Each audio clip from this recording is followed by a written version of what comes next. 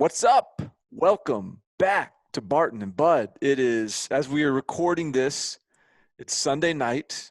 You'll be listening to this, I guess, Monday morning or later.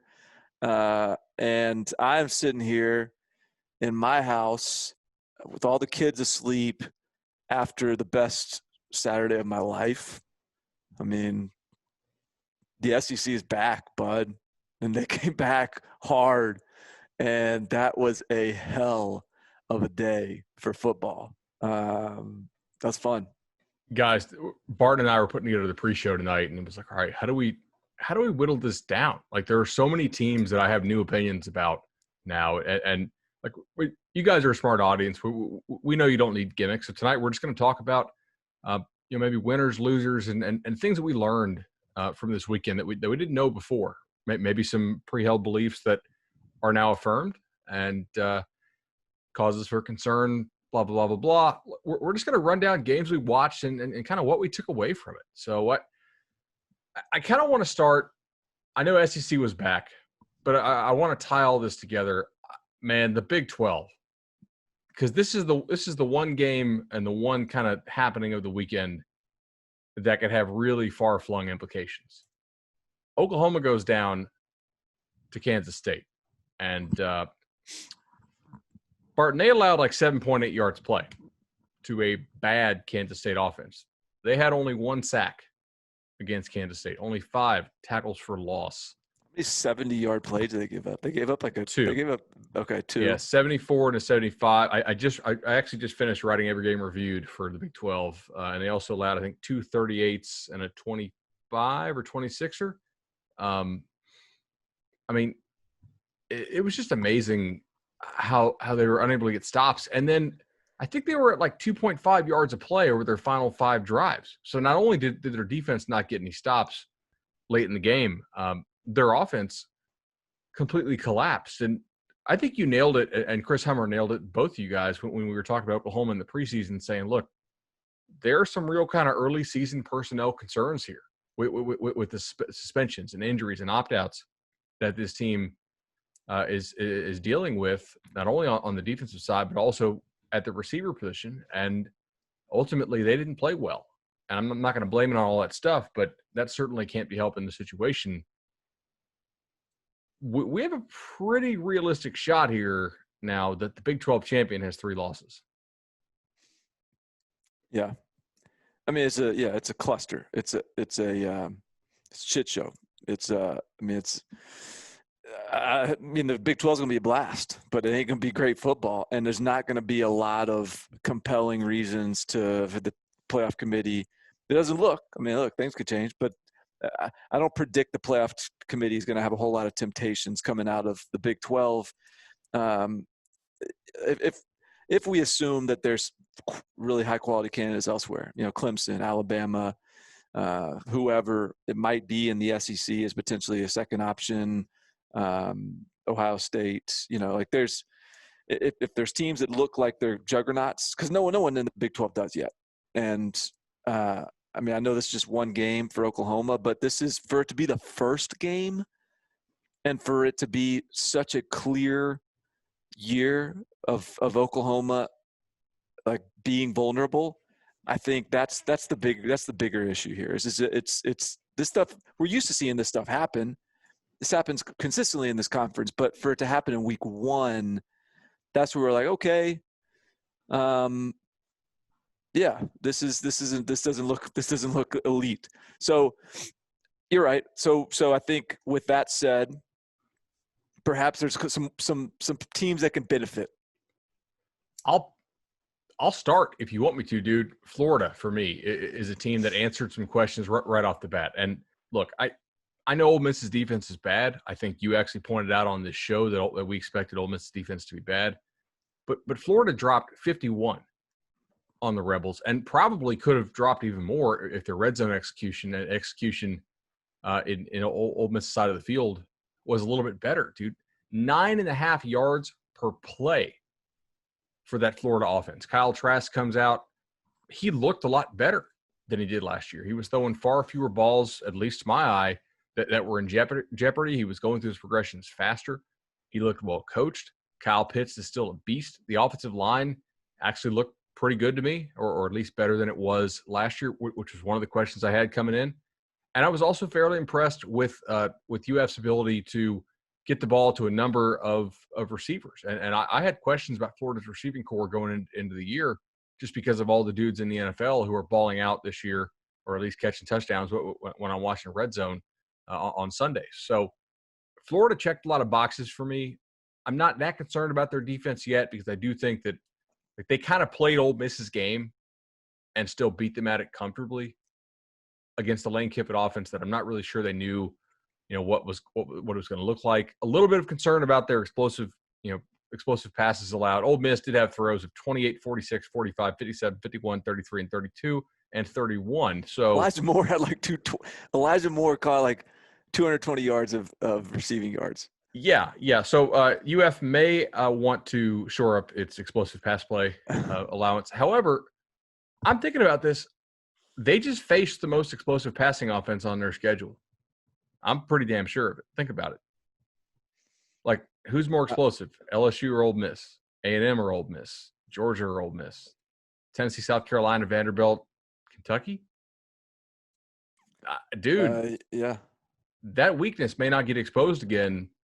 Yeah. If and until they make it to Atlanta. And so I think they're my number one winner of the weekend because of the fact that I think the Big 12's playoff odds just went down. And Florida's a team that if they look impressive to me, even if they don't beat Bama in Atlanta, could go to the playoff as a non-champion. So that's kind of my first observation. I think, yeah, I agree. I think Florida, we'll probably touch on Georgia, Arkansas, but I think as much as anything, the vulnerability of Georgia is significantly greater than I anticipated. The reload is not happening as seamlessly as I anticipated. And so with that, yeah, like there's a lot of reasons. Like I absolutely view Florida differently as they compare to Georgia than I did before this weekend. Right or wrong, we'll see if that's an overreaction, but I do. I think the other thing for me for Florida is just I don't want to go so far as to say I've been a Kyle Trask truther, but I've been a Kyle Trask realist, I think, and I've been someone that's felt like he had limitations last year. I thought he had limitations last year. I thought he was a limited passer. I thought he's accurate, but you have to really design the offense to play to his strengths. And admittedly, this Ole Miss defense might be terrible, and this might be the best we see of Kyle Trask all year. But from what I watched, that felt different to me. That to me was, it was precise, it was accurate, it was on time, it was just so confident and comfortable, and I saw a different quarterback. I kind of felt a different quarterback than I think I saw last year. So maybe that's my imagination, and maybe that's real, but time will tell. But I think that just that perceived evolution could mean a lot for what Florida's chances look like, and for all the goals they're trying to accomplish. The one for me, and so this sort of stuck out to me as for CBS, I fill out the bracket poll. I do a top 50, and for my top 50, I think I actually went so 1, 2, I can't even remember. I think I was Clemson 1, Bama 2. For 3, I went Miami. And I just felt like, just based on what we've seen so far, Miami has, they blew out Louisville, they blew out Florida State, like in overwhelming fashion. They seem to be clicking. I'm not saying I confidently feel like they're going to be the third best team in the country in the year, but I try to make my rankings based on just sort of what we've seen, like as opposed to guessing. And my number 4, which is the team that I would bring up here, is, and this was sort of a hard one. So, but I went Notre Dame at 4. And as much as anything, it was, as that was a very underwhelming week one showing against Duke. It was dominating showing against a bad USF team. But when you compare that Notre Dame game with all the stuff we saw in the Big 12 and the SEC this past weekend, it changes the way I view Notre Dame in the sense of, yes, Notre Dame has some weaknesses. It has some areas that you'd like to be better, but it doesn't have some overwhelming vulnerability. Like, it doesn't have some fatal flaw in the same way I feel like we saw fatal flaws from good teams right out of the gate, like immediately. And so just in terms of the way I view Notre Dame in the national pecking order, this weekend elevated them in my eyes, even without them playing. I agree with you there. And they are also, I think, in that limited group of teams who could go to the playoff as a non-champion if the Big 12 gets left out. And if we assume that the Pac-12 is probably not going to get all that serious consideration, especially if some of these guys don't opt back in for some of these Pac-12 teams. You mentioned Miami there, who had a pretty nice night on Saturday, 52-10 over the Seminoles. I did the Nolecast podcast and been posting on Noles 24/7 some. I expected FSU's offense to get worked because I didn't think there was a single matchup that FSU could win one-on-one, and you can't double everybody up front. But what we talked about in the pre-show on Barton and Bud was that Miami had kind of like lived on their explosive plays being crazily explosive, and their success rate through their first couple games was actually kind of disappointing. Credit to Miami for really turning that around. Their success rate in this game was much higher. Running the ball, they had an 18% success rate, I believe, against Louisville. I saw on Twitter tonight a 70% success rate before garbage time running the ball against Florida State. So I wrote after week one, we do some of these quick take columns. I said, hey, I'm confident Miami's offense is at least decent, right? I'm confident this offense is good enough to where Miami will not be losing games to the teams it really shouldn't lose to. And maybe it'll be better than decent. But after week one, I was confident that it was at least decent. Like, that was a pretty good showing. I think they scored a touchdown on 5 of their first 6 drives. The other one was a field goal. They had the muff punt, which was their only, I guess, quote unquote drive. But it's not even really a drive. They were dominant, man. It was over by the half. And like, am I confident that they can beat really good teams? I don't know, but they also answered the question of, could their receivers make some plays on the outside? Because that had been a large question mark for them through 2 games this year. And ultimately, man, they look better now. UAB looked awesome on Thursday night. They kicked the crap out of Florida State. Like, this team is a good football team.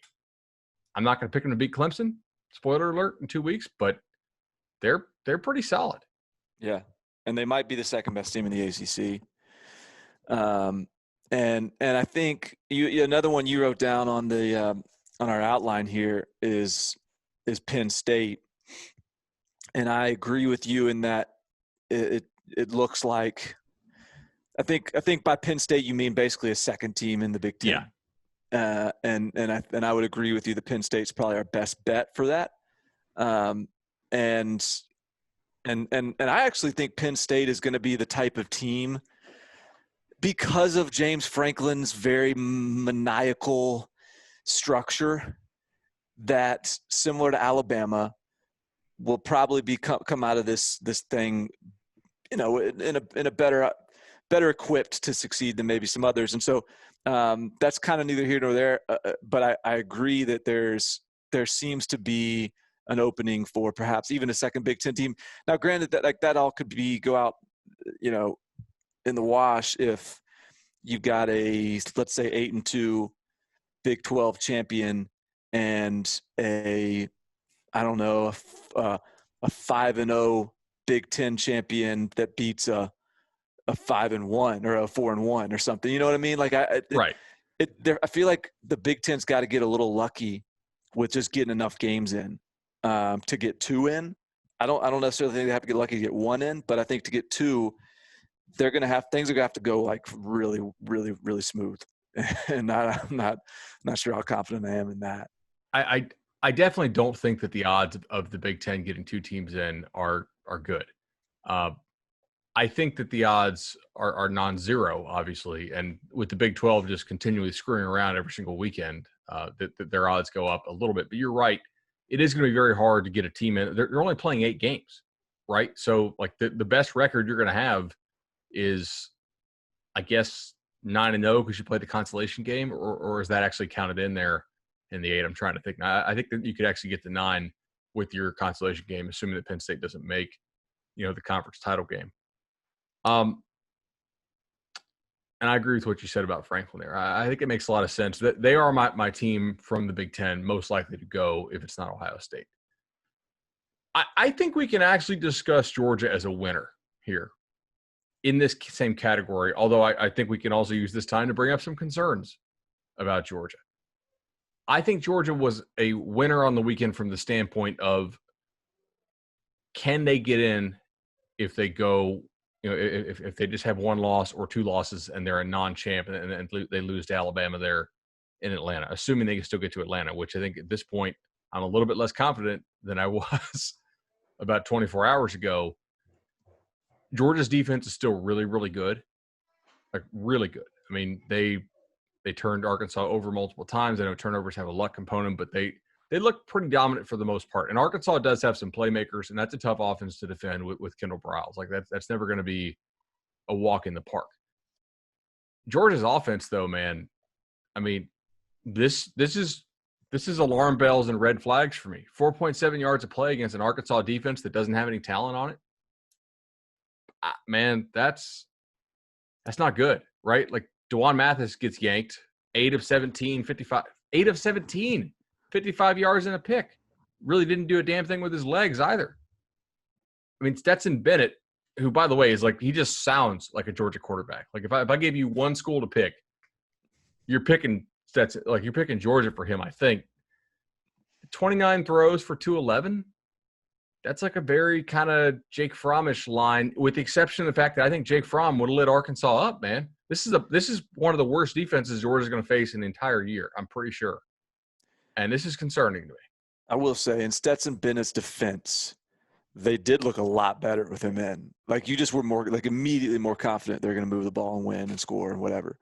But yes, you're right. There's a lot to be concerned about. The run game probably is maybe my biggest concern. The fact that, like, they could just re-rack it and just start smashing people in the run game. I also, like, one point that seemed, I don't know, look, in all these games, like, you kind of watch them in flashes. Mm-hmm. And so someone could come in this and just sort of, but like, when I watched this game, I never felt like Arkansas's DBs were outmanned. I never felt like that. Like, I felt like those guys were making some plays. I felt like there wasn't a lot of separation amongst the Georgia wide receivers. And that was a position that I feel like could have been pretty good this year. Can still be pretty good this year. But I didn't see that there. And so, I mean, I think we're just going to have to be we're just going to have to settle for the same old Georgia. They're just going to hunker down and slow these games down and lean on the defense and put a game manager, bus driver in their quarterback and go old school 2009 Alabama and try to beat you. And they're still going to win a lot of games. And you look up at the end of this thing and Georgia freaking covers, like just 7-5 at halftime. And then at the end of the day, like, they covered. And so, but this team, I don't know, like, maybe JT Daniels gets healthy and adds some dynamite to it, but I think probably it's probably much better. Much more realistic scenario is this is just who Georgia is, and maybe this is who there will always be under Kirby Smart. And that is a scary thought for Georgia fans. if you're right about that. Hey, if they win a championship, then it's all forgiven. But if they don't, this stuff's going to start to get old. Well, watch them beat Ohio State like 3-0. Right. And they're like, all right, go Kirby. So In thinking about Georgia's schedule, though, oh man, got a little storms going on here in Florida. Holy cow! We'll leave that in. That's a hell of a thunderstorm. Yeah. Shoot, maybe God is going to smite me for talking about the dogs here. Just say maybe that's our cue to change the subject to Mississippi State LSU and I agree. and the mighty air raid. So my in-laws are obviously LSU fans. This was an interesting watch over at their house, and they had 9 yards rushing, didn't matter. 600 something yards passing here. 600 yards passing. Man, look, this is just too many personnel losses for LSU to overcome. That's my number one takeaway from this, really, on that side of the ball, or excuse me, on that side of the field. LSU, they just lost too many dudes. And they don't have a new head coach, but they do kind of have a semi-new scheme on offense with a different coach and a new scheme on defense. And this is just – they're not the same team they were last year. And this is probably the worst year in history to lose a lot of experience because of the lack of offseason. I mean – now, granted, Mississippi State didn't have an offseason either, but this is not the same LSU team from last year. And we knew that going in, but just watching them out there on the field, I was like, oh, Burrow hits that guy in stride. Burrow hits that guy in stride. Oh, that guy last year is named Jamar Chase, and he's probably wide open, not just, one step open. Oh, Burrow takes off and runs with that. Oh, there's no way LSU is going to let him complete yet another pass here. The linebacker coverage of Patrick Queen last year would have been a lot better. KJ Hill is probably not running free on every single pass play against last year's LSU team. Man, remember that episode we did? Are they closer to 4-6 or 8-2? I mean, it's pretty clear. After that one, what they're closer to. When I was thinking through this, when I think back on 2019 LSU, they were the best team of all time. And they were the best team of all time, not because they were bigger than everybody, not because they had some crazy scheme, not because they had one player that just was a Cam Newton and took over. They were better than everyone because the scheme, the Joe Brady stuff was great. He absolutely hit a home run in terms of adding what they needed, but they weren't what they were doing wasn't some insane stuff that teams were just never going to be able to adapt to. What they were doing was just executing at an unbelievable level with an unbelievable quarterback, throwing to unbelievable talent with an unbelievable running back behind them. It was just this incredible compilation of execution and playmakers. And I think just the way, the nature of their greatness last year is just not easy to replicate. It's not old 95 Nebraska, just bring in the next fullback and keep on running the system. It's not even like Alabama, where they've sort of have built this sort of assembly line of parts and pieces that you just insert and reinsert. It was something different. And it was not only that, but it was something different than what LSU has won with before when they were successful. And so one of my things, and I remember this in our Slack room the other day, is LSU built an unbelievable offense around having an unbelievable quarterback. Well, now they don't have the unbelievable quarterback anymore, and the offense is still built to accommodate that. And it doesn't have the same receivers, and it doesn't have the same offensive line. And it's just, I think it's going to take some time for this team to figure out what its identity is, because it just can't run it back and try to have the same identity as last year's team, because it's too different. And so I think it's fascinating. Let me let Ed Orgeron now. His whole MO is I can adapt. All right, adapt. Now, no, I understand how tough the task was leading into week one. now is your opportunity to prove that you are one of the best coaches in college football. Like, let's go midstream, figure out what this team is. It might take a couple weeks, and there's no practice games against, Louisiana Southern or something to get their feet wet. Well, there kind of is this weekend. They do get Vandy, which, like, this is absolutely the right time to play. Yeah, that's true. I mean, we'll talk about that game if you want to, but yes, I mean, if you're ever going to have a time to try to work out the kinks, and then Mizzou and Death Valley. All right, like, that is, if Ed Orgeron could play to the scheduling gods, be like, all right, I need 2 SEC teams here. One of them can't be Arkansas, so I want Vandy, Missouri to get right, because then you go on a little run here. Then you go at Florida, South Carolina, at Auburn, host Alabama. You got about 2 weeks, LSU, to get right, because Florida comes to Death Valley on the 17th. I agree with everything you said about LSU. The other thing that sticks in my mind about that team was the fit, the complementary nature of those pieces, how well they fit together, and how they each had a very unique skill set. How they just meshed those skill sets together so well. This team is a shell of that former team, and to be honest, Mississippi State should have beat them by more. LSU was lucky to lose that game by 10, and I know that'll probably get not very good play on Go 24/7, but Mississippi State should have beat them by more, man. I think they were watching. I mean, yeah, I agree. And for me too, and because this isn't just about LSU, this is also about Mississippi State, and this is about Mississippi State.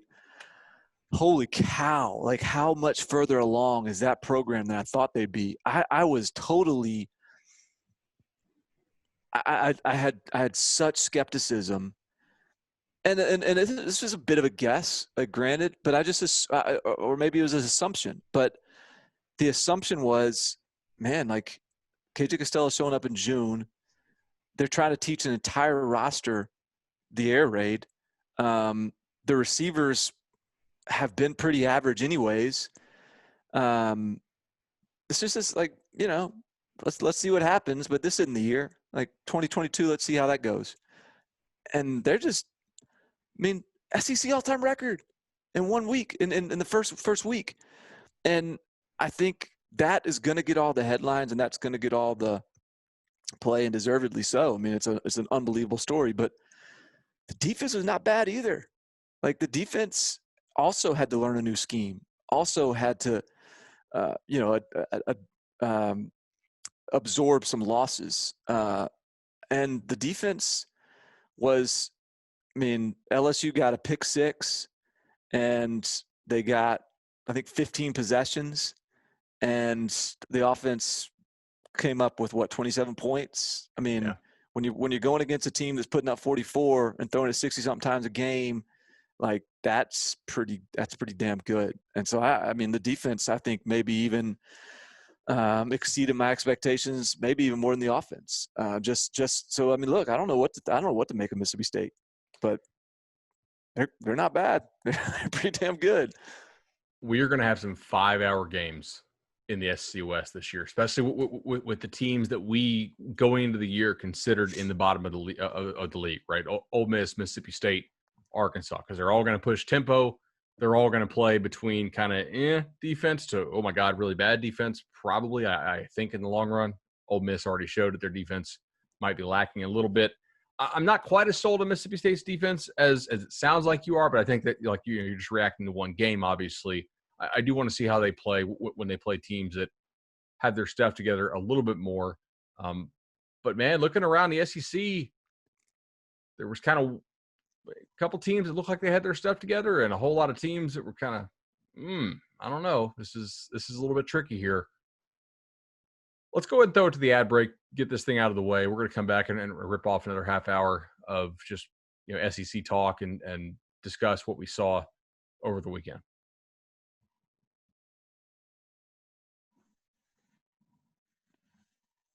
All right, man, we're back. Really appreciate you guys subscribing on Apple Podcasts, Spotify, Google Podcasts, Overcast, wherever you guys get your podcasts. This is Barton and Bud. 5-star reviews on Apple Podcasts, greatly appreciated. So, Barton, where do you want to go? You want to go Bama, or do you want to go A&M Vandy? Hmm. Let's go in and Vandy. All right. Did you get any eyes on that game? I did. Yeah, I was able to watch it some, mostly because I was scoreboard watching it and box score watching it for a while. And I was like, okay, A&M has an 83% edge in yards per play. That's pretty huge. Vandy can't move the ball. I lost my freaking Vanderbilt 3.5 points for the first half wager under because A&M allowed a safety in the game. Dude, that's a baseball score, 7-5. Yeah. Nonsense. Let me ask you this. Who are you more concerned with, Georgia or A&M? And relative to what your expectations were prior to the season. So if you're expecting, okay. Let me just say, all right, what I guess maybe you have to define your expectations first. My expectations were Georgia, SEC, clear SEC East favorite, A&M, second or third best team in the West. So those were my expectations. How concerned would you be with those? Yeah, I think we actually had pretty similar expectations. I had A&M as my second team in the West, ahead of Auburn and ahead of LSU. I had LSU as my fourth. I think I'm more concerned with Georgia because the expectations are higher for Georgia. But some of the concerns that I had about A&M, and you watched more of this game than I did, so tell me what you saw, especially in kind of the first three quarters. Man, A&M just can't create explosive plays through the air. They had one pass of 25-plus yards. One. Like, Vanderbilt didn't do a damn thing on offense. Ken Seals, 29 throws for 150 yards is terrible. Like, I know Vandy thinks they have a quarterback because he went 20 of 29, but 150 yards on 29 throws, like every he defense made in some America. big third down throws, though. He did make some big third down throws. Look, when you go back and you look at the box score, like, this will be a game people overreact to. This will be a game people say Vanderbilt, like Vanderbilt's playing LSU next weekend. Like, that's a tough one because those are both teams I think that are worth fading because I think LSU is probably still going to get a benefit of the doubt for a while. But Vanderbilt, you're right. Like, they still were 3.8 yards per play, 150 yards passing. Like, what are we talking about here? Like, how good can they really be? I think, like, for me, so Vandy had the safety on the boneheaded, like, punt and catch in the end zone deal. So that wiped out a drive for A&M. Vandy had, I think, like a 7-minute time of possession advantage. So for Todd Fitch coming over from a very much a spread system which was revamping a more pro-style system at Vanderbilt, like, he did a good job. This is their offensive coordinator.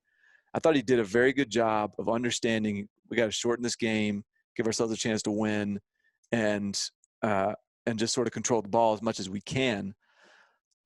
That said, A&M to this point is second has the second fewest offensive plays per game in the country. And that is a shock to me. Right. Wow. Right. And so I don't, maybe there's some element of, like, we're just going to get through this when we got Bama next week. Maybe there's an element of we don't need to show our hand. But I'm by the week, I'm starting to get more and more convinced that just Jimbo Fisher and his stylings, I just don't think have evolved enough. It's not modern enough. And if he can if he can beat Bama this next weekend, then I will gladly circle back and change my tune. But I just don't think that's the way to win football games right now. You have to be able to score some points. Especially when you are significantly more talented than who you're playing. Like, they're trying to develop this talent surplus, or whatever you want to call it, relative to who they're playing. And like, how do you maximize that? Like, it's like blackjack. Yeah. right? I mean, like Yeah. if you don't have very much money and you want to just like stay at a table, you try to go find the $5 table and you just sit there. You play one hand. You get up. You walk around. You get some free drinks. If you're a card counting shark, you want to play as many hands as possible, and you want to press the edge when you have the advantage on the deck. When the count is in your favor, you want to go. And the count in football is the talent advantage that you have. There's a reason you recruit all these guys. Why in the hell do you go at a breakneck speed in practice to get as many possible reps in practice so you can get the most practice time in, and then run one of the slowest offenses in the country? You kind of neuter yourself as far as your ability to actually put distance between you and your opponent. I don't get it, man. But my main concern, because I didn't think Fisher would change that this year. I had some hopes that he would, because the offense has so much experience coming back, or at least did before the injury to the one guy, and then Osmond opting out at the receiver position. My main concern was, like, could they create explosive plays through the air? They were one of the least explosive offenses in the SEC last year. Through one game, and it's just Vanderbilt, I'm not encouraged. Again, one throw of 25 yards plus, like that's it. I'm also a little bit concerned that they're playing left-handed in a way. It's almost like they ball control with the pass game. It's very West Coast in that nature, and then try to hit explosive runs. They had 183 yards on the ground, but 136 of those came on 4 carries. After that, they had a lot of carries that didn't do very much, man. So I'm kind of, I don't know, but it is hard to evaluate when they run so few plays. Now, part of that, like you said, is a lost drive and turnovers and whatnot. But here's a segue. How good does Nick Saban feel this morning after watching some of these highlights of the teams in his division? Because I'm pretty sure he's like, okay, Mississippi State is the team I got to worry about now? Really? All right, we got this. We got this for sure. Yeah, Alabama's winning the SEC. Alabama's in the playoffs. Congratulations, Alabama. No, I mean, I didn't watch much of the Alabama-Missouri game. Because they blew them out. I had money on it. I went ahead and played the Bama first half line and hit that, as I think we typically will this year. Like, don't play Bama for the game. Play Bama first half. And I think from those that watched the whole game, it sounds like there was some sloppiness maybe when some of the backups got in, when some of the backup offensive line got in. But, like, if that's in a year like this, if that's what you're nitpicking, then you got a pretty good squad. Before garbage time, Alabama 8.1 yards of play for, 3.4 against. That's 132 yards allowed on 39 plays. Defense looks pretty damn good. Bama 357 on 44. I had the Missouri team total under, and Eli Drinkwitz, who I like a lot, is calling timeouts, and he's like, man, got to get this score.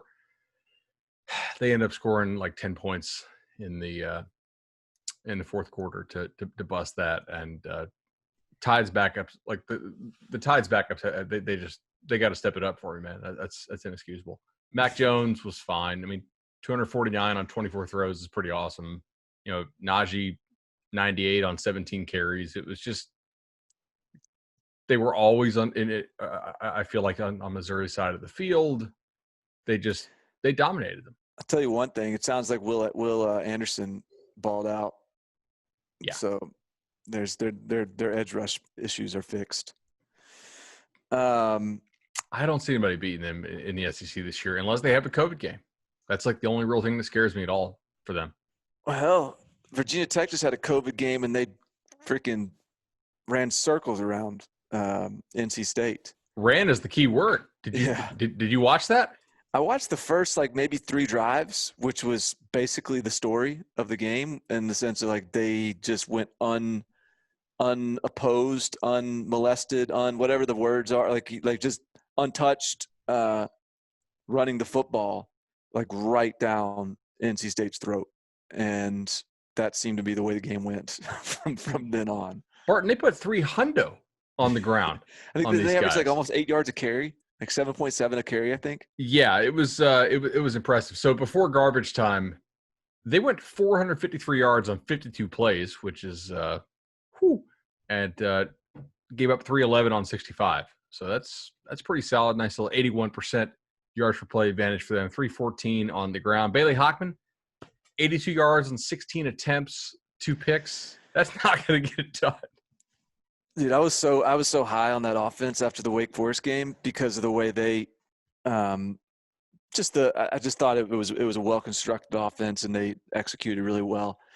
But I was not fooled by Bailey Hockman. Bailey Hockman has some limitations, and that's going to be an issue for NC State this year, the quarterback position. And I thought where I did have, I think I had Bailey Hockman pegged, but even though Wake Forest had a big rushing night on NC State when they played them, I thought NC State might have some good young players on defense on the line of scrimmage that would improve as the season progressed, and maybe they still will.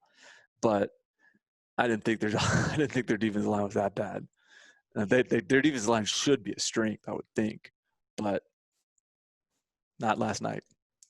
I agree, man. I mean that was surprising, and NC State. It also does not make me feel very good about Wake overall.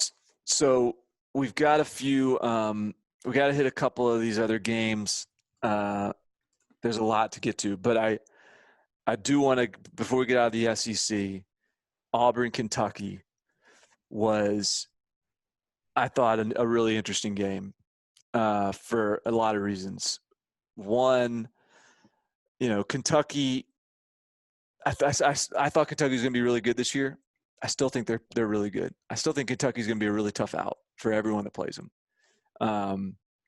But Terry Wilson has to play better. That was not a good look for Terry Wilson. 2 really bad turnovers, one of which took points off the board. Another one basically handed points to Auburn. So they're fortunate in that regard. But a couple things from Auburn's side. Seth Williams was the best player on the field. He kind of big boyed Kentucky a few times. And I thought that I guess while I looked at that game and I thought Kentucky to me looks like the better team out here, I also in the same breath I think I would say, like, I am very encouraged by Auburn because I think that team is going to be one of the more steadily improving teams of anyone all year, because they've got kind of a young group on the line of scrimmage that are going to have more opportunity to come up. They've got linebackers that are, guys like Owen Papo, who's going to keep on getting better. Their pass game, I think they're finally showing evolution there. It's I don't want to go overboard and overreact, but it looked better. Kentucky's defense is legit, and Auburn moved the ball and then through the air. They couldn't run the ball very well. No, that's true. Yeah, their backs, man. Shivers, Williams, Bigsby, 65 on 20 carries. Yeah, that's a concern for me because there are better teams that they play against whom they'll probably need to put 30 on the board, and that's putting a whole lot on Bo Nix if you can't run the ball. Right. But at least against a good, can we call Kentucky's defense good? I think we can. I think they're good. Great, but it's at least good. And I feel like they were pretty excited about their secondary. I think that they feel like that's a really good secondary, and that's a secondary that had some issues against Auburn. And Kevin Steele's a good coach, by the way. No doubt. I mean, they played bend but don't break, I think, on purpose against Kentucky. Kentucky was 12 of 19 on third down. Yeah. And Auburn was very okay just to let Kentucky have a first down or 2 per drive, not do anything crazy, not have big busts in the secondary, not allow explosive plays, and then win when it got in the red zone. And they kicked Kentucky's ass on Auburn's side of the field. I mean, Kentucky got on their side of the field multiple times and just got down there and kind of self-destructed. Now, the one time that was probably a touchdown before half that the refs didn't call, and then they throw the pick, which then Derek Hall gets ejected on. But, I mean, if I tell you Kentucky outgained Auburn by 60 yards and were 12 of 19 on third downs, you would think they would win the game. But Auburn – yeah, you take that. Yeah, but Auburn, they outgained them on a per-play basis 6-1 to 4-9. Bo Nix, 12 of his 16 completions were for first downs or touchdowns. So to me, like I look at that and like that's he's making meaningful completions. He's throwing the ball beyond the sticks. He's throwing the ball into the end zone. That was good, and it does help to have Seth there. That's a nice weapon. The one guy that I'm going to be very excited to watch this year is J.J. Pegues, who's their big 300-pound tight end. He was a tight end / wildcat quarterback in high school. Probably would be a first rounder at defensive tackle if you wanted to do that. But he is so fun to watch because he had some great blocks on the touchdown drive early in the game, and if and when they throw him the ball, he has like Charmin soft hands, just very fluid, natural pass catcher for a guy that big. So I just think true freshman already kind of having that sort of like they're inserting him into meaningful situations and getting him block involved. He had on that slip screen was nice. Yeah. Did you see that in space? Yeah. That dude. Yeah. He can move, man. And then he had he led the way on the touchdown run too. So he's legit. That'll be fun to watch. Did you watch any of Duke, Virginia? A little bit. I mean, I didn't because I bet Virginia, and so I was sort of keeping an eye on it. And because here's the thing on Virginia, I talked about it on the lock spot on Cover 3. I don't think I've talked about it here, but on Virginia's depth chart, this struck me.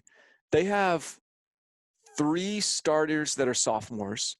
One of them being the quarterback, who looked good, by the way. And every other starter is a junior or senior. And so in a COVID year, in the year of the continuity is important stuff, Virginia's got all of that. And so I kind of love what I saw out of Virginia. This game was just an absolute, just shit show. Dude, so, all right, through 3 quarters, both teams have exactly 300 yards, right? Duke's got 20 points. Virginia has 17. Cool. Virginia had turned the ball over 4 times in 3 quarters. Duke had turned it over 3 times. And then it was kind of like, all right, guys, let's go ahead. Let's buckle down. Let's try to win the game. And Virginia was like, all right, coach, we got it. And Duke was like, oh, how about let's commit 4 more turnovers in the 4th quarter? Oh, really? See, I didn't even see that. That was the one quarter I didn't watch. I watched a lot of the lead up to that, and I felt like Virginia was just a better team, but I didn't see how they pulled away. So it was 4 fourth quarter turnovers, huh? So, yeah, they went from 3 turnovers to 7 turnovers. Oh, my God. In the game. And UVA – That was after they had 5 against BC last week. Yeah. They're on a whoa, yeah, and that's how many did they have against Notre Dame? I don't remember that. No, they took care of the ball okay at Notre Dame. So, like, to Virginia's credit, they did outgain them. It's hard not to if you're getting the ball turned over to you, 4 times in the 4th. But in the 4th quarter, they dominated them as far as yards too. But yeah, man, Duke 4 more turnovers in the 4th quarter. UVA, I thought, ran the ball really effectively. Like, they stayed ahead of the chains much better. Like, they didn't even have a carry for 20 yards, but yet they had a 5.5 yards per carry, which means you're consistently getting 4, 5, 6, 7. And staying ahead of the chains, which I thought was really good. That was I had to mention that was a wild game. They had 2 fumbles against Notre Dame, so they've have 14 turnovers in 3 weeks.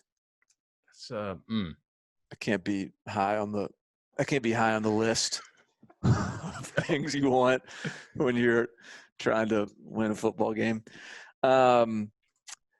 What else? So what else do we need to hit on? Did you watch Tennessee, South Carolina? Because I feel like I have almost no takeaways from this game. And, like, this played out almost exactly like I thought it might, except both teams scored about 10 points more than I thought they would. And I don't know, like, that I learned that much about these teams, except I think I underestimated South Carolina's offense a little bit. Like, Colin Hill looks solid. Yeah, no, I mean, this is, I don't know. I think that's just who South Carolina is. Like, and they ran the ball pretty well in the second half. Like, there was some times where they were starting to get kind of nasty on Tennessee. But I don't know that their running backs are are going to be big-time difference makers. Shi Smith had like 10 catches, but I don't know that they're – I still don't know. I still think South Carolina kind of is what we thought they were. Colin Hill just is like we can kind of check the box. Okay, he's good enough to win some games with. I think with Tennessee, I really liked a lot of what I saw. I mean, there's still like there are some times like I'm thinking about when like South Carolina really got their run game going, and like I think it's like Quavaris Crouch had a couple like bad fits in the run game, and like they gashed him a couple times. And so I think there's still a little bit of like there's going to be times when some of the young guys that Tennessee is trying, young but talented guys, and Jeremy Banks, their other really talented linebacker, like had a couple bad penalties. So like there's just going to be some moments of immaturity, I think, along the way for Tennessee still. But I really think that team's starting to look different. I think I think the talent is starting to be to bubble up. I think they've done a good job of evaluating, developing. So, and I really think they are. I think they'd be a quarterback away right now from really being able to do some damage. And that's not even meant as a shot at Jarek Guarantano, because he's probably as good as Kellen Mond or most of these quarterbacks in this conference, but he just still has a lot of moments where he's just not that good. And if you had a consistent quarterback, if you just had I don't know, Kyle Trask, I guess. I don't know if that's too much to ask, but if you had a Kyle Trask at Tennessee, that there's not a lot of teams in this conference that I would think they weren't capable of beating. The big thing here for me with Tennessee is that this really drastically increases Tennessee's chance of finishing 500 or better in the league. Like this is one of the ones you had to get. We thought Tennessee games. Yeah, like we thought Tennessee would win this game, but we didn't know Tennessee would win this game. And Tennessee came out and they didn't look great to me, but they looked competent. They looked like a team that had not gone through a bunch of practices without 44 guys playing. Like they had some hiccups. And Mike Bobo, I think he either told the announcing crew this or the announcing crew inferred it somehow. But they were talking on the broadcast about with actually targeting Crouch in the pass game as well, because they were like, look, this guy played running back and like pass rusher a lot last year. So he's certainly not somebody who is well versed in pass coverage. And they try to get him on some option routes and did so. And this is not a perfect team, but they look. I'm buying in a little bit more on Tennessee. I'm thinking that their improvement down the stretch last year was a little bit more real than I did last year at the time, and I'm liking what I'm seeing. Like they didn't blow me away, but they looked fine. And there were a lot of teams out there that, as we just talked about for about an hour, we have some newfound concerns about. Shout out to your Pokes, by the way, dude. 2 100-yard rushers, and their defense just stepped up and made West Virginia look terrible. I guess, but you know what? That was a game. That was another one that.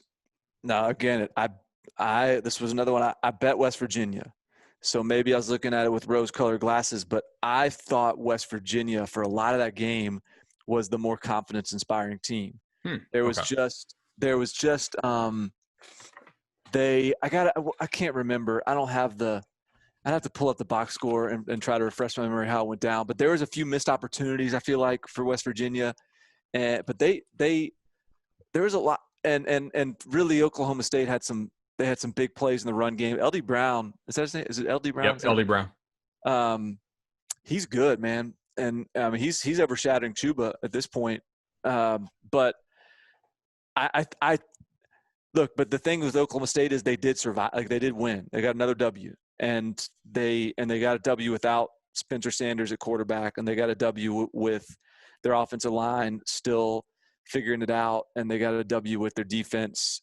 Even though there was some there were some times when West Virginia was driving the football, they didn't give them any points. And so I do really think, like we were sort of joking about it in Slack over the weekend, like with all the carnage in the Big 12. All of a sudden, my Oklahoma State Big 12 champs college football playoff pick has breathed a little life into it, despite some rough early showing. So yeah, work in progress, but important result, I guess, as much as anything. From I'm sorry, go ahead. No, go ahead. Well, because help me out here. From a Mountaineer perspective, one of the things they really struggled with last year was the offensive line, right? They would just get wrecked in some of these games. And I mean, Okie State, 11 tackles for loss and 5 sacks. It didn't feel like that watching it all the time, but I guess they had enough drive killers there with the tackles for loss that would get West Virginia behind the chains. I mean, like the Mountaineers, 2.7 yards per carry from their running backs. Mm-hmm. That's good run defense, and you're putting it all on Deggy, who's not saying he's terrible, but like he's not good enough to carry you if you can't run the ball at all. Yeah. Unless you're playing Kansas. No, that was, now that I think about it, like that was one. There were a couple of turning points like in the pass rush that really were significant. Trace Ford caused a fumble one time, or as a on a sack, and just like that counts. So I go Oklahoma State, and then they're still winning with a true freshman quarterback, and like they don't really have their full complement of offensive threats right now. And even Chuba's, he went 101, but he took 22 carries to get there. So they're getting there, but they survived it. I think the other one of my pet teams this year that I may be even more impressed with. Did you see what Pitt did to Louisville? I did. I love Pitt's defense. I am a little bit concerned that their offense is not getting better because I want to love this team, and instead I just like them, Barton. I can't fully buy in because the offense. Yeah, the offense is like a beautiful like it's this beautiful facade with this just sort of like unpleasant like birthmark or something on the face that is the offense. It's like it's not a total deal breaker, but it just kind of makes things a little bit less appealing. Dude, so I had a much more inappropriate reference that I was definitely not gonna make while we were recording, but I'm glad it was similar to that. No, sorry if I offended any birthmarked people out there. Dude, like I don't even know if Pitt's like just the box score tells the true story of what Pitt's defense did here. So Louisville had a run of 75 and a run of 31. Their other 21 rushing plays went for 38 yards.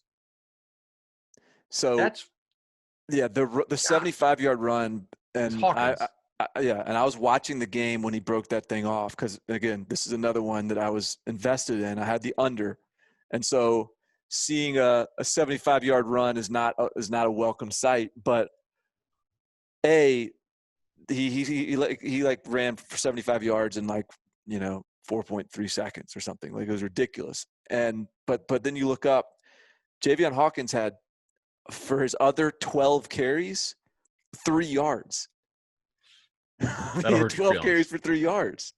That's ridiculous. I had an under in this game. I played under second half, under 27 second half points. Just looking at it, it's like, okay, smoke that thing. How many points do they have here? How many yards are they putting up? Like, this is probably not sustainable to have this many points relative to nobody moving the ball at all. Also, they crushed Louisville's passing offense.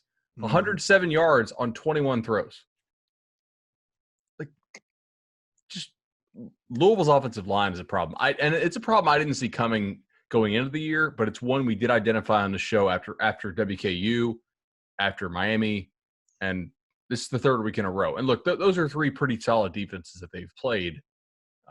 Hell, Pitt's a lot better than solid, and I think Miami's defense is nice too. But man, like they give up a lot of tackles for loss, a lot, and that's problematic. I just wish Kenny Pickett could give us something, man. Like 38 throws for 211. Give me 38 throws for 250. Give me 38 throws for 260. Not 2. You can't throw the ball freaking 38 times for 211, man. Yeah. What are we doing? Like, yeah, I agree. It's just, Kenny Pickett just keeps on. He just teases us. Like he just sort of like tempts us into saying he's going to be a good quarterback. But he's been doing this for like 3 years. And he's what he is a capable quarterback, but he's just not He's not going to beat you, but he's not going to necessarily beat them either. Did you watch any of UCF ECU? No, I didn't watch that one at all. So I live in Orlando, so we usually have the UCF game on one of the TVs if we're watching with friends. UCF in the first half had one of the wildest first halves you will ever see. So they lead 27-7 in the first half, so that the game is not in jeopardy. Barton, they committed 13 penalties for 75 yards in the first half. They had 4 false starts in a row without running a play to open the game, which I've never seen. Yeah, I think I saw you tweeting about it. Were you tweeting about all the false starts? I was like, yeah, because I had to think that ECU was barking signals or something, because most of the time in an empty stadium, you don't false start 4 times in a row without successfully being able to run a play. That was a little bit weird. They were terrible in the red zone, had kicked 2 field goals, 0 for 1 on 4th downs, and yet they still had a 20-point lead going into the half. The game finishes 51 to 28, so sneaks over the total barely. Honestly, the game should have gone way over the total. They had like almost 1,100 yards combined offense, but just 13 penalties and a half is a whole lot of penalties for one team. Yeah, I mean I guess they're just they can play a little sloppy if they want to, because they're not going to be challenged much. When do they play Memphis? Let me see. I'm pulling up their schedule. UCF has Tulsa this weekend and then Memphis next weekend. Okay. Memphis in 2 weeks. They have a bye week. They get the bye, and Tulsa honestly should have got UCF last year. Yeah. I mean, like that game, UCF did not deserve to win, and they managed to pull it out. Yeah. Before we get out, I feel like we got to at least give a little bit, like we discussed the mayhem that was the Big 12, but we didn't really get into the specifics. If you got any big takeaways from Texas or Kansas State games? Okay. The one big takeaway I had from Kansas State was just the lack of defensive line penetration against the Kansas State offense, that just Arkansas State's D-line beat them up. Like, I know Kansas State's well coached and they made improvements week over week, but come on. Yeah. For Texas, I heard you say this on Cover 3. It just should be physically impossible for Texas defensive backs to play this poorly, given how well we've seen them play as individuals in like all-star camp settings and how athletic we know they are. This just doesn't make any sense. Also, Texas special teams. Guys, this should never have gone to overtime. You should have won this thing in regulation long before. If you can just catch a punt snap, cover a punt, cover a kick. Like, Texas special teams were some of the worst team special teams I've seen in quite a while. And I know this is a bad year for special teams. Like, we know, like, field goal blocks are up 100% year over year. Punt return touchdowns are up 100% year over year. And I think it's just because they don't have time to work on this in practice, because so many teams feel they're so far behind of where they should be on offense and defense that they're kind of de-emphasizing it. But, man, that was bad. I just wish I could figure out on a molecular level, like why does Texas look like this? Oklahoma doesn't get let off the hook either. I mean, because their defense, how many times are they going to try to get this thing fixed? And though I guess this is like the first time they try to get it fixed. Like, if Alex Grinch doesn't work, it's basically the first time they've tried, because they did. It was Mike Stoops forever, and then it was Ruffin, who wasn't like a external, like let's shake things up higher. It was basically right. Ruffin was the D coordinator that. Yep. Yeah. Ruffin McNeil, and then so Alex Grinch really is their first effort at getting the defense fixed since Bob Stoops has left, and I don't know whether maybe the fix is still coming, but it's not working yet. And then at Texas, like, it's just this. Is it just like I wish I could. It's almost like you remember the movie like the Final Destination, where there's Yes. this like um, evil sort of like inanimate force that just creates problems and creates like death wherever it's supposed to go. It's like it feels like there's like this inanimate force around Texas's program that just like precludes it from like taking that step and just keeps things sloppy, just like this sloppy Final Destination force. And I, and maybe this is reactionary to just almost like almost losing to Texas Tech, who almost lost to Houston Baptist, but I don't get it, man. Like I wish someone could take me under the hood and and and do the autopsy of like why things can't, like the screws can't be tight in Austin. Um, there's just too much talent there for them to be for this to be the product. I agree. I think this is something we can discuss in another show because I have kind of some You have some thoughts theories. culturally about that. Yeah. But also, Do you think? Sorry to interrupt you, no. but But I want to hear it. do you think that Mike Leach is going to just tell all of us, like, you guys had it all wrong? This is just what football is, and I made it this way, and I left the Big 12 like this, and I'm going to leave the SEC like this. We just saw LSU have a ridiculous day. Like, is it just culturally the offenses there create an environment that produces that product, and it's going to start seeping into the SEC now too? Like the Warriors did to the NBA. Like Yeah. we're never going back to the bad boy Pistons. Like the NBA is never going to allow the rules to be such that like we're clutching and grabbing and we're having our superstars take elbows, shots to the face. Right. Yeah, I do. Like we talked about this in the episode over the summer. We made a VOD about it. Like, do we think people are going to go back to smash mouth offenses? And I was like, I think we both agreed not until the like passing offenses get less efficient. And for the most part, they keep getting more efficient, at least the best ones every year. I do have a little bit of concern though about both passing offenses in this game. Like, man, Texas Tech's passing offense didn't actually look good.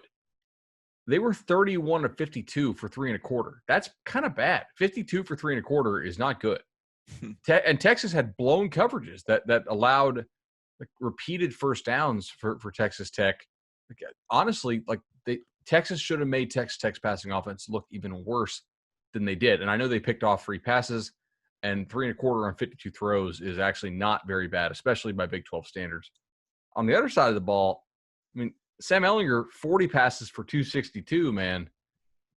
That's not good. Tariq Black didn't even play, right? So, Oh, you know what? I did. Yeah, like, I didn't even think about that, but I guess he didn't. they are a little bit thin at receiver. Texas is. They have Josh Moore, they have Brendan Schooler, but like, do you trust Brendan Eagles? 3 catches, 31.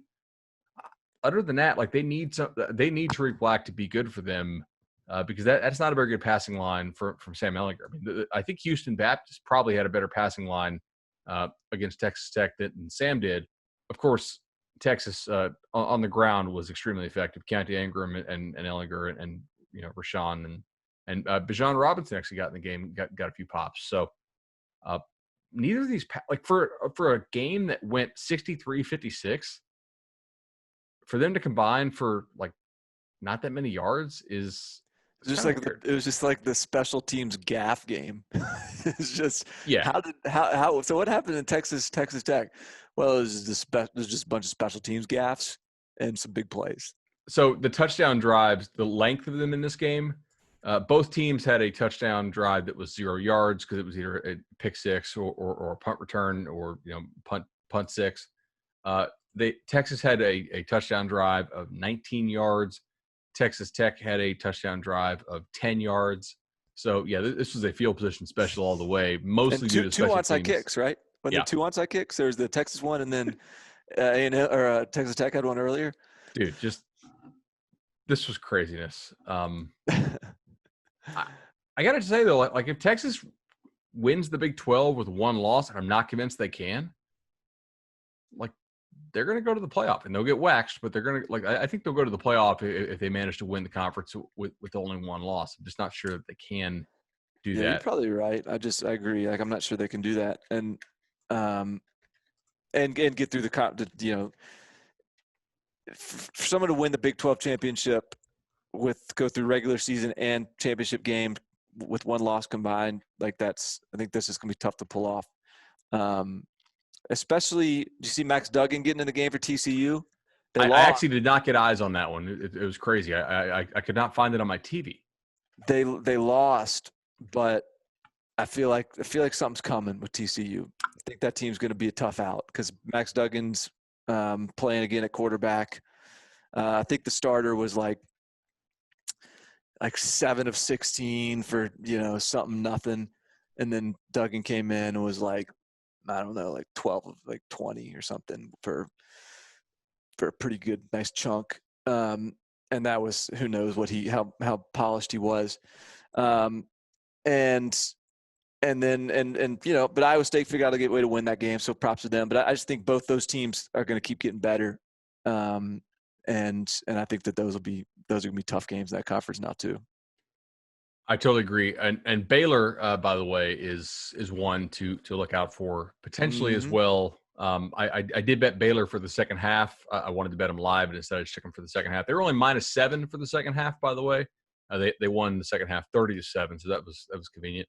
Yeah, I had them at kick at -17.5. Yeah, they screwed around for like the first 35 minutes of this game, and then Kansas decided they weren't going to cover any kicks. Did you see this? No, is that what happened? Yeah, two kickoff returns for touchdowns for Baylor in the second half of this game. They take the opening kickoff back, and then they take another kickoff back, and then also Kansas gave up a safety.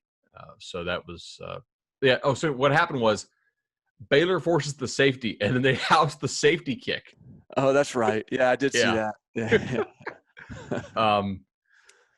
Baylor had a 20-play drive that only went 60 yards for a field goal.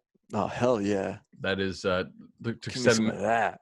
Aranda's probably loving that as a defensive guy. 7 minutes of this game's over, almost 8 minutes of the game right there. Their offense did not look good. I will say, that is the worst looking 47 points I think I've ever seen, but it's still 47 points. And if you're Dave Aranda in your coaching debut, you're going to take that all day. Kansas was the opponent to play. Mm-hmm. Kansas pulled a Kenny Pickett on steroids, 33 passes for 159 yards. Ken Seals thinks that's bad. They're playing another true freshman, aren't they? Jalen Daniels. Yeah. They and he had a little bit. There's a little something there. They may have something to build on there. I could see it. I don't think Kansas is doomed to be horrendous forever under Les Miles. I just think that this is not the year for them. So agreed. We should probably wrap this thing. This is a mega cast. Yeah. I mean, but hey, what do you expect? I mean, this was first weekend of SEC, and it was awesome. So hopefully, look, we're gonna have just conference games out the wazoo every weekend. So buckle up, man. This is gonna be fun. I'm so excited about this coming weekend, dude. I've already got 12 bets in the Bud's bets column. The lines look good this week. Gotta tell you, I'm starting to get my lather up a little bit. So I'm excited. I had to double check a couple of them. I was like, ooh, that's kind of one of those ones you got to bet it, wait 60 seconds, and then pop it again. And yeah. All right, I'll see you, buddy. All right, later.